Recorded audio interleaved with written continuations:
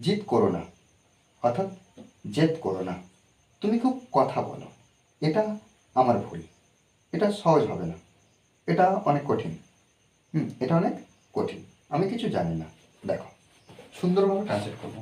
জিদ করো না অর্থাৎ কি নেগেটিভ বাক্য, কাউকে কোনো কিছু করতে না বলা হচ্ছে। কাকে বলা হচ্ছে?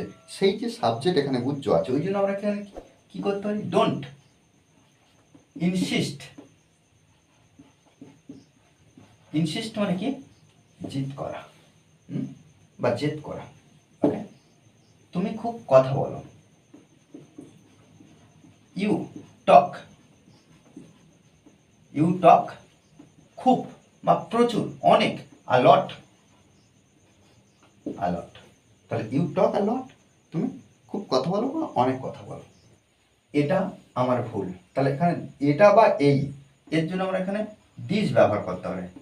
This is my fault. Okay, এটা সহজ হবে না। দেখো, এটা কিন্তু হবে না, ফিউচার অ্যাকশন, ওই জন্য আমরা এখানে কি করতে পারি? It won't be easy. Easy মানে কি? সহজ, তাহলে won't be easy. Won't be easy, সহজ হবে না, তাহলে ইট ওন্ট বি ইজি, এটা সহজ হবে না, এটা অনেক কঠিন।